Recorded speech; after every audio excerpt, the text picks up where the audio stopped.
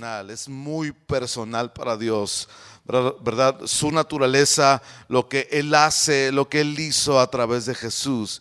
Y esta es una de las formas en que Dios respondió a su pueblo que era infiel, que era bastante idólatra y que siempre estaba abandonándolo una y otra vez. Pero dice, ¿verdad?, las increíbles palabras: mi corazón se conmueve dentro de mí, se inflama toda mi compasión por ustedes, porque así es Dios. Y eso me mueve mucho. Honestamente me incomoda, porque uno está acostumbrado pues a ya no sentir, ¿verdad? Así como que a ser insensible, a veces indiferente. Pero Dios se conmueve, Dios se inflama, se enciende su compasión por los seres humanos. Y esta tarde quiero tomarme el tiempo para hablarle de algunos pasajes donde vemos a Jesús expresando este amor, esta gracia, ¿verdad?, a los seres humanos. Y todos ellos están en el libro de Mateo, bueno, algunos de ellos, pero están en todos los evangelios. Y quiero mostrarte cómo Jesús vivía esto y cómo era enteramente personal todo este asunto de amar, de su gracia y su misericordia hacia los seres humanos. Vaya conmigo a Mateo capítulo 9, versículos 36, 35 y 36. Mateo 9. Están muy serios hoy. 35 al 36. Están cansados de las vacaciones, se me hace, ¿no? Del puente. Ok, dice: recorría Jesús todas las ciudades y aldeas, enseñando en las sinagogas de ellos y predicando el evangelio del reino y sanando toda enfermedad. ¿Cuántas enfermedades sanaba? Todas. Y toda dolencia en el pueblo. ¿Cuántas dolencias? Todas. Wow, eso me impacta de Él. Dice: y al ver las multitudes, tuvo compasión de ellas, porque estaban desamparadas y dispersas como ovejas que no tienen pastor. Wow. Y voltea con sus discípulos, ¿verdad? Y enseguida en el versículo 37 dice, les dice a sus discípulos: a la verdad la mies es mucha, mas los obreros pocos. Diga conmigo esa frase: rueguen pues al Señor de la mies que envíe obreros a la mies. Diga conmigo: rogar. O sea, Jesús, después de expresar esta compasión, ¿verdad?, hacia las multitudes, les dice a los discípulos: rueguen, sí, al Padre de la cosecha que envíe obreros a la cosecha. O sea, sus entrañas se conmovieron dentro de Jesús, ¿sí? Y la palabra para compasión aquí y en todos los pasajes que vamos a leer es una palabra griega que literalmente significa las entrañas, ¿sí? Y se refiere a lo más íntimo, de la persona. O sea, Jesús era muy afectado en su interior por lo que Él veía en la gente. Y veía a la multitud que estaban desorientadas, que estaban todos perdidos, y le afectaba en su interior, ¿sí? No era indiferente a la condición y a la confusión de la gente. ¿Qué le parece si oramos? Padre, esta tarde, Señor, queremos pedirte, Señor, que nos abra nuestros ojos del entendimiento y que podamos descubrir, Señor, tu amor, tu gracia en una mayor medida, Padre. Y que en esa medida podamos responder en adoración, podamos responder, Señor, en gratitud, en una vida que te honra, Señor. En el nombre de Jesús, ayúdame a mí a comunicarlo correctamente, Señor, y a nosotros entenderlo, Señor, y conectar nuestro corazón a ello, en el nombre de Jesús. Ahora vaya conmigo a Mateo capítulo 14, versículos 13 y 14.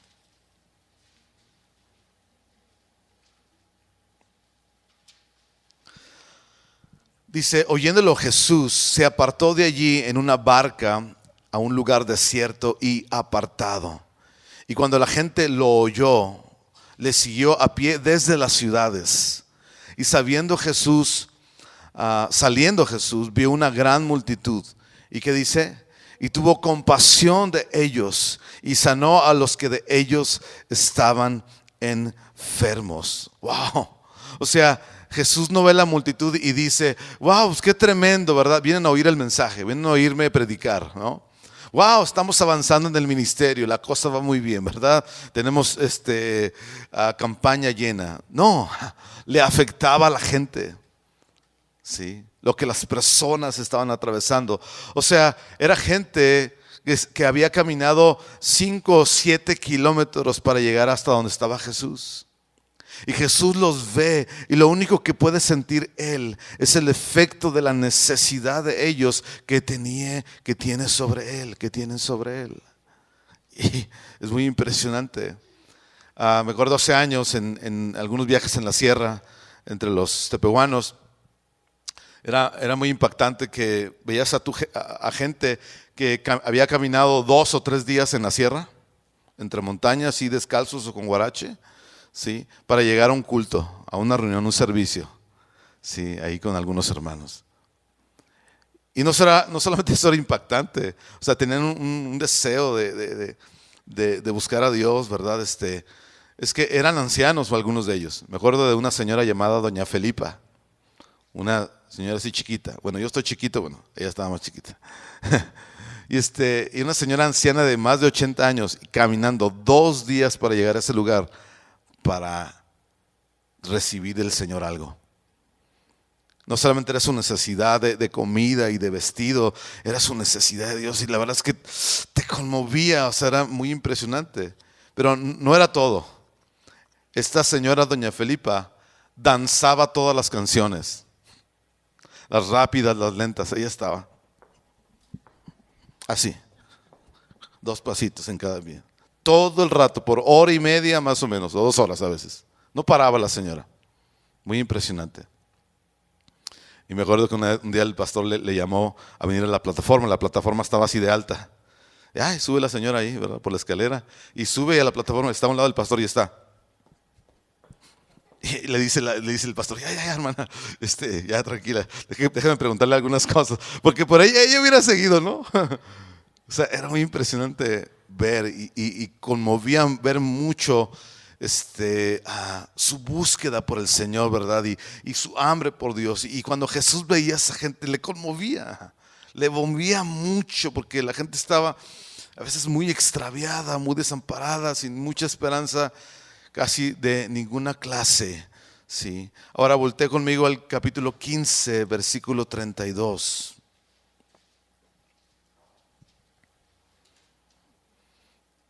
Esto es después de que la ha sanado a muchos y predicado por días. Dice, y Jesús llamando a sus discípulos dijo, tengo compasión de la gente, porque ya hace 3 días que están conmigo y no tienen que comer. Y enviarlos en ayunas no quiero, no sea que se desmayen en el camino. Wow. O sea, a Jesús le afectó la confusión de la gente. El que ellos estuvieran desorientados, y le afectó que la gente vino a buscarlo a él, ¿verdad? Buscando una sanidad, alguna cosa, buscando algo, y le afectó, ahí dice, que tuvieran hambre. Sí. Wow. Dices, es el rey del universo, ¿verdad? Él viene a cambiar el mundo y dices, pues esos detalles no importan, pero a Jesús le conmovía aún ese tipo de cosas. O sea, nunca Jesús fue indiferente a nosotros y nunca lo ha sido. ¿Por qué? Porque amor, mis hermanos, como hemos hablado, no son palabras de, sí, pórtate bien, ¿verdad? Haz esto, haz lo otro, hazle así, hazle así. De hecho, yo tengo, ¿verdad? Una lucha en mi interior, porque ya no quiero decirle a la gente lo que tiene que hacer. Sí, porque los pastores son muy dados a decirle a la gente, eso es lo que tienes que hacer, y ya le así, ya le así, ya le así. Y honestamente tengo una lucha en mi interior porque ya no quiero decirle a la gente lo que tiene que hacer. Quiero decirle y mostrarle a Cristo. Porque si vemos a Cristo, entonces nosotros haremos lo que Él quiere. ¿Sí? Se dice que adoración surge de 2 cosas: de la presencia de Dios y de lo que Él revela de sí mismo a nosotros. De manera que cuando tú ves algo de Dios, experimentas algo de Dios, tu respuesta a eso es adoración. ¿Sí? Y cuando comprendes algo de Dios, ves algo de Dios que no habías visto, entiendes algo de su palabra que antes no habías entendido, tu respuesta a eso, en obediencia, en adoración, en un acto o lo que sea, eso es adoración. Y eso es lo que estoy buscando. Sí. Y porque me di cuenta que decirle a la gente lo que tiene que hacer, honestamente no funciona. Sí. Pero si vemos a Jesús, si presentamos a Jesús una y otra vez, ¿verdad? Entonces le seguiremos, le adoraremos. Y ahí está Jesús, ¿verdad? Siendo conmovido, ¿verdad? Y esto es el amor, ¿verdad? No es el haz esto, hazle aquello. Amor es algo que te agarra por dentro y te hace nudo el estómago. ¿Cuántos han tenido esa sensación alguna vez? Que te mueve las entrañas algo, ¿verdad? Y no es un sentimiento, pero cómo se siente, ¿sí? Por eso era tan intensa la vida de Jesús, porque caso tras caso era lo mismo, una y otra vez. Y era profundamente conmovido y siempre era personal. Ahí mismo en Mateo capítulo 20, versículo 34.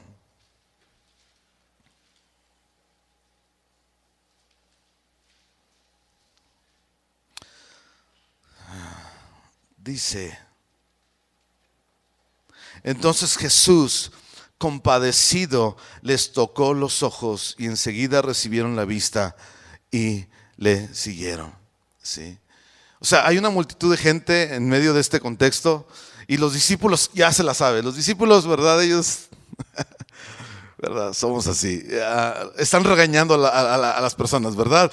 Cállense, no interrumpan al maestro, no interrumpan a Jesús, que no ven que él está haciendo cosas importantes, ¿verdad? No lo distraigan, ¿verdad? Y ellos, estos ciegos, seguían grite, Jesús, Hijo de David, ten misericordia de nosotros, grite. Y los discípulos, cállense, ¿verdad?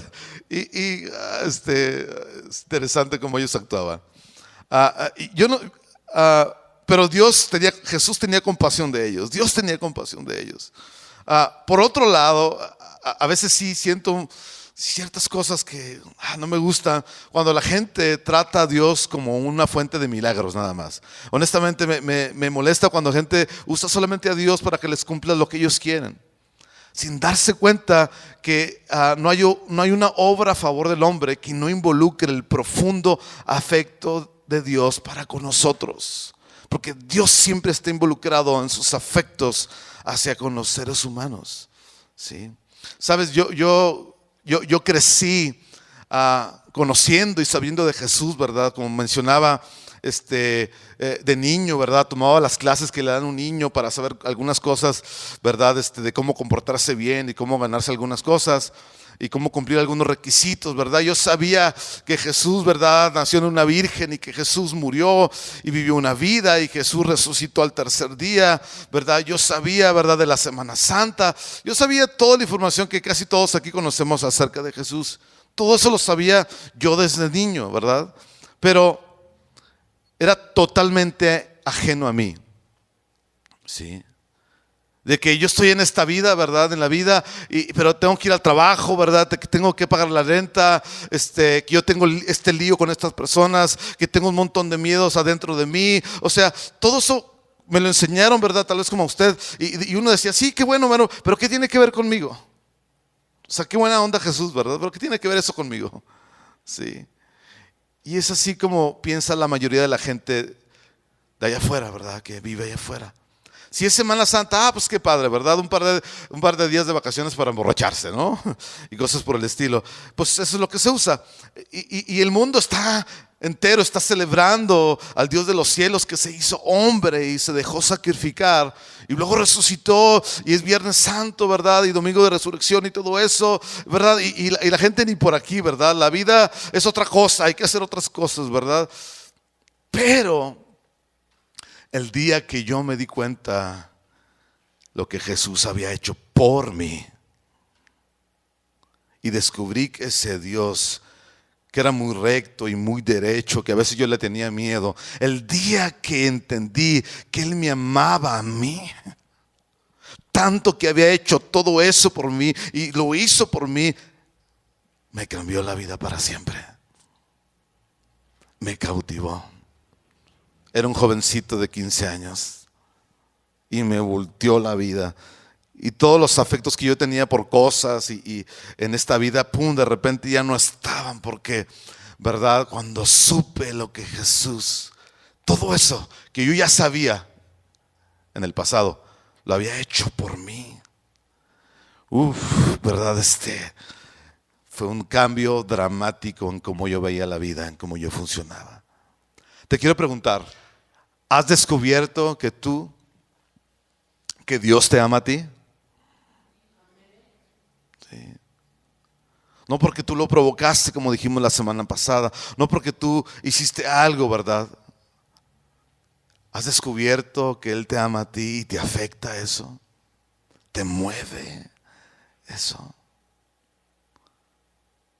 Jesús está en un punto en la relación de un amigo. Es un punto interesante, Juan capítulo 11. Y es una historia, ¿verdad?, de uno de los amigos de Jesús, que se llamaba Lázaro y estaba enfermo. Y le dicen a Jesús que vaya a sanarlo. Interesantemente, Jesús dice: no, vamos a esperar un poco. Estaba lejos, a unos aproximadamente 50 kilómetros de distancia y a pie. ¿Se acuérdense que antes no era como subirse en el carro hoy en día y llegabas en media hora, ¿verdad? Yo estaba en Mazatlán y pedías un Uber y en 1 minuto y medio estaba ahí el carro. Ah, caray. Entonces dices, órale, mejor que los ecotaxis, ¿no? Y el carro chido, ¿no? Y está el amigo de Jesús enfermo y Jesús dice: no vamos a quedarnos, le dice a los discípulos. ¿Sabe por qué se quedó Jesús? ¿Sabe por qué Jesús se retrasó? ¿Alguien sabe? Sí, así es. Pero es que Jesús quería que Lázaro se muriera. O sea, a propósito Jesús se retrasó para que Lázaro se muriera. ¿Por qué? Porque Dios quería hacer una gran señal. Sí, una señal que a la gente se iba a dar cuenta de que no iba a haber ninguna duda en todas las personas de quién realmente era Jesús. Sí.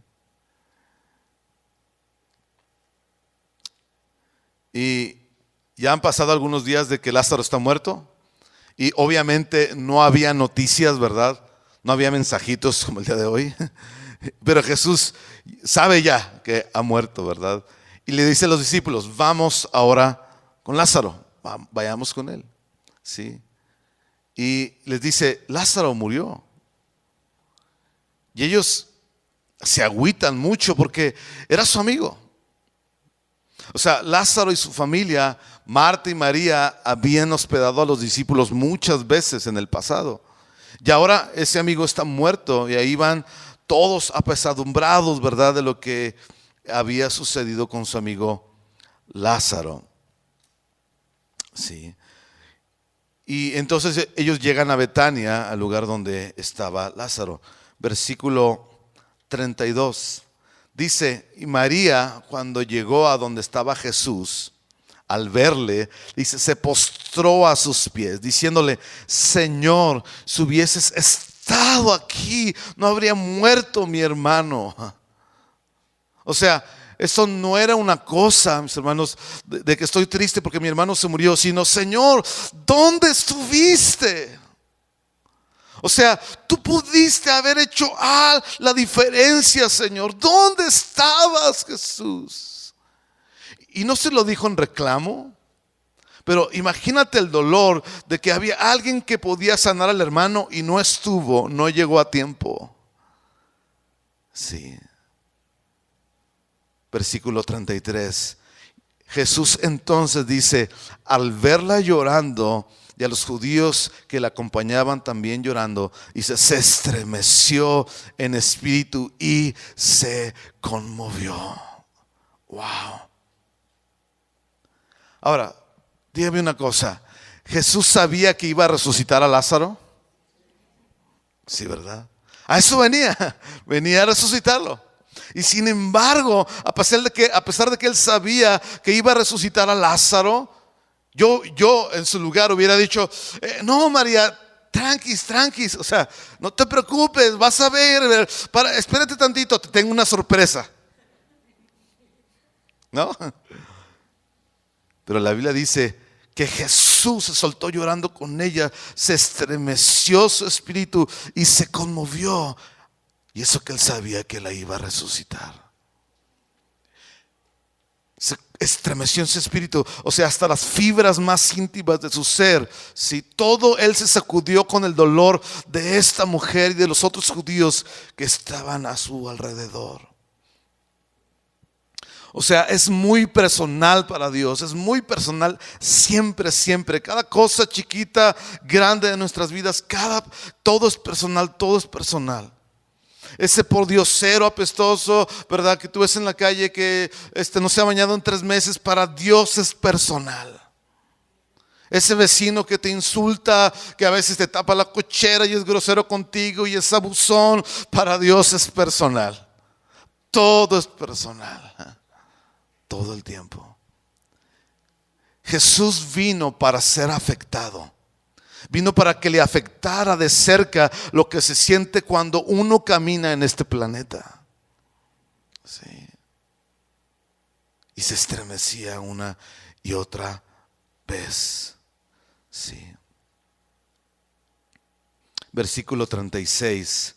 Bueno, el 35, que es el verso más corto de la Biblia, dice: Jesús lloró.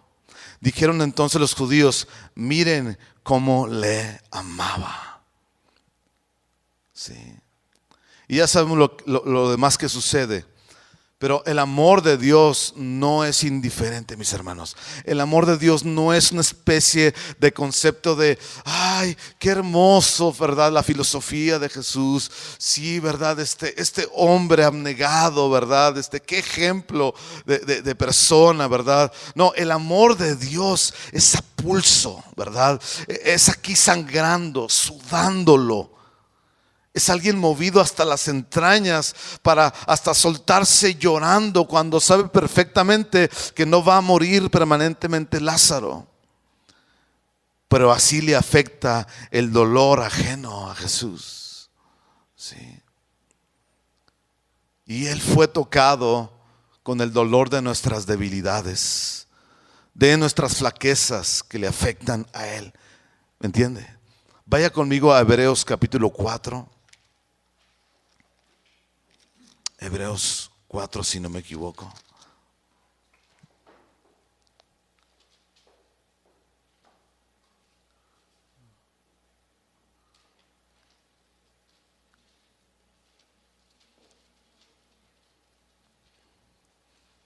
Es el verso donde dice que no tenemos un sumo sacerdote que no se pueda comparar. Al versículo 15, 4:15 dice: porque no tenemos, se refiere a Jesús, un sumo sacerdote que no pueda compadecerse de nuestras debilidades, sino uno que fue tentado en todo según nuestra semejanza, pero sin pecado. O sea, Jesús experimentó estas cosas y le afectaron profundamente su vida y lo que hacía. Y uno se pregunta, ¿qué hace uno con eso? ¿Qué hace uno con esa clase de amor que Dios expresa hacia nosotros siempre? ¿Sí? Y vamos a ver un pasaje que vimos antes, segunda de Corintios capítulo 5, versículo 14. Segunda de Corintios 5, 14. Dice el apóstol Pablo, dice: porque el amor de Cristo, ¿qué dice? Nos obliga, nos constriñe. Sí. Yo le pregunto a usted, ¿le constriñe el amor de Jesús? ¿Te mueve el amor de Jesús? O simplemente no es que usted sea mala onda, pero no es como que no le llega a afectar muy bien esto. Y bueno, dices, estoy aquí en la iglesia, estoy tratando con esto, ¿verdad? Leo la Biblia por lo menos de vez en cuando, pero no le constriñe. No te afecta el amor de Jesús. No te mueve. No le quita a usted a veces el aliento, a veces. ¿No le provoca a usted el amor de Jesús fuertes emociones? Sí. O sea, te mueve, te cambia, te mueve el tapete, te hace levantarte aunque te hayas caído ya 14 veces, pero te levantas. ¿Por qué? Porque Dios te ama. Pero dices, ¿cómo puede amarme a mí? Y tú sabes, Dios te ama. ¿Sabes por qué hacemos música? ¿Por qué hacemos alabanza? Porque el amor de Cristo nos constriñe. Porque queremos decirle al Señor, ¿verdad? Que su amor nos ha llegado, que su amor nos ha afectado, que le amamos a Él porque Él nos amó primero y ahora nosotros le amamos y se lo queremos decir, se lo queremos cantar, se lo queremos gritar. Te amamos, Señor. Sí. Por eso lo hacemos. ¿Quieres un cristianismo que no te afecte? Eso no existe. Sí. Porque ¿cómo no me va a afectar a mí la muerte del Hijo de Dios? Sí. Me tiene que afectar adentro y eso cambia todo lo que yo vivo el resto del tiempo. Sí. Platicaba ayer con una chica mientras ministraba en un lugar. Y es una chica, me dice, con mucho dolor en su corazón, con lágrimas en su rostro, me dice: pastor, ayúdeme. Dice: yo nací en la iglesia, toda mi vida ha sido, verdad, he estado en la iglesia y mis papás me han llevado. Dice: pero nunca he conocido el amor de Cristo, nunca. Dice: todo lo que usted dijo, yo jamás lo he experimentado, ¿verdad? Yo soy así, ¿verdad? Tengo un montón de pecados, un montón de hábitos, ¿verdad? Voy cada domingo a la congre, ¿verdad? Pero nunca he experimentado ese amor de Dios que Dios tiene por nosotros. Quiero conocerlo, ¿me ayuda? Y ahí estábamos con ella, tratando de ayudarle a conectarse al amor de Cristo. ¿Sí? Porque nos tiene que afectar, insisto, y cuando te afecta, eso cambia la manera en que yo vivo el resto del tiempo y cómo hago el resto de las cosas. ¿Sí? Pero el pasaje, interesantemente, ahí no termina. De hecho, es el comienzo de una cosa tan gruesa que dice Pablo. Dice el versículo 14: porque el amor de Cristo nos constriñe, pensando esto, que si uno murió por todos, luego todos murieron. Y por todos murió, dice Jesús, para que los que viven ya no vivan para sí, sino para aquel que murió y resucitó por ellos. Uno de los resultados, uno de los efectos, cuando el amor de Cristo te mueve, te conmueve, te afecta, te cambia, es que ya no vives para ti mismo, para ti misma. Ya no vives para tu beneficio solamente. ¿Sí? Dios vuelca tu vida, tu corazón al resto de las personas. ¿Sí? Y a lo mejor eres callado, eres introvertido, no te gusta estar con la gente, a lo mejor eres bien miedoso, tienes un montón de traumas, así como yo. Todo lo que estoy diciendo era yo. ¿Verdad? Pero cuando el amor te afecta, el amor viene de Cristo, viene a tu vida, ¿sí? Ya no puedes vivir para ti mismo. Algo hace que te salgas para el beneficio de los demás.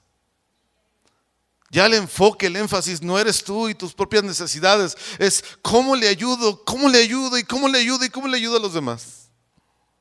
Sí. Versículo 16 dice: de manera que nosotros de aquí en adelante a nadie conocemos según la carne. Aun si a Cristo conocimos según la carne, ya no lo conocemos así. Versículo 17, el famoso pasaje: de modo que si alguno está en Cristo, nueva criatura es, las cosas viejas pasaron, he aquí todas son hechas nuevas. Dice: y todo esto proviene de Dios. Él es la fuente, quien nos reconcilió consigo mismo por Cristo y nos dio el ministerio de la reconciliación. Que Dios estaba en Cristo reconciliando consigo mismo al mundo, no tomándoles en cuenta a los hombres sus pecados, y nos encargó a nosotros la palabra de la reconciliación.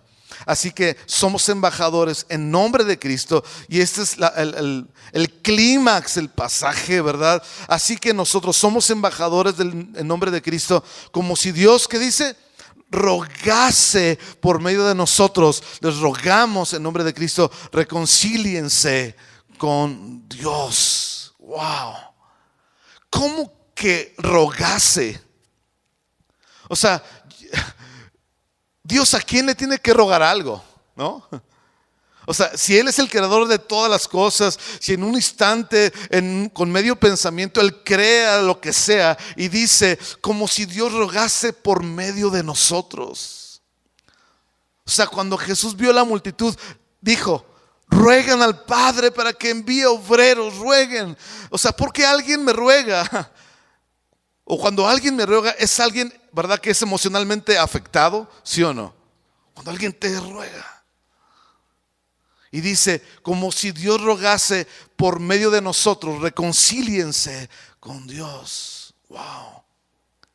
Así que cuando el amor de Cristo nos constriñe, cuando nos afecta y nos mueve, ese amor nos lanza porque ya estamos afectados. Tienes que estar afectado, si no, esto no funciona.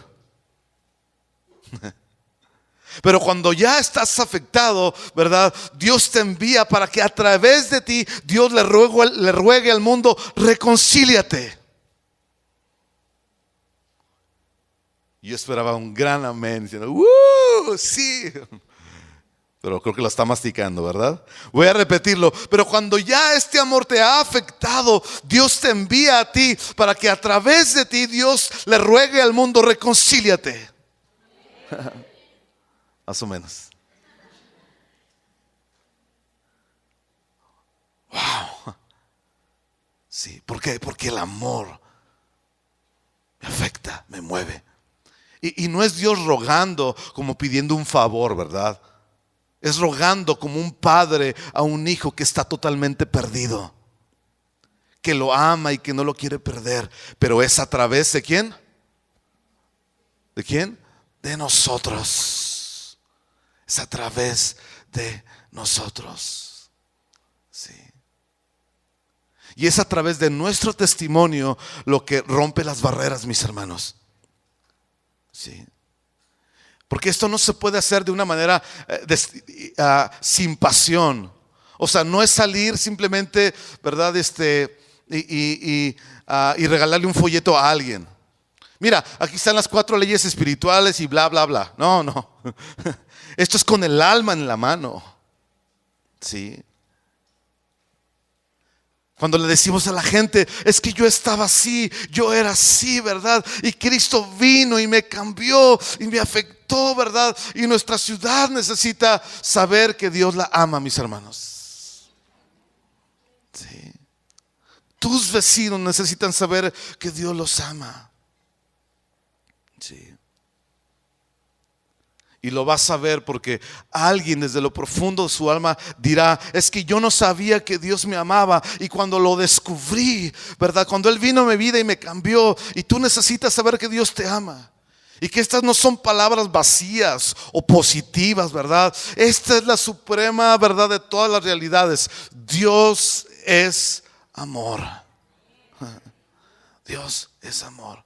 Y nuestra ciudad necesita probar eso. Necesita encontrar a este Dios y que Dios los ama. Amén. Me encanta lo que está pasando en algunos de nuestros grupos vida, porque gente está conociendo, está conectándose al amor de Cristo, a la esperanza del Evangelio. Y eso es asombroso y eso es increíble. Denle un aplauso al Señor. Yo tengo mucha alegría por eso. Gracias, Señor. Gracias por lo que estás haciendo. Gracias, Dios. Gracias, Señor. Amén. Porque es a través de nosotros que Dios conecta corazones, Dios conecta vidas y esa gente va descubriendo este amor. Véanse. Es a través de nosotros. Dile a tu vecino, es a través de mí y a través de ti.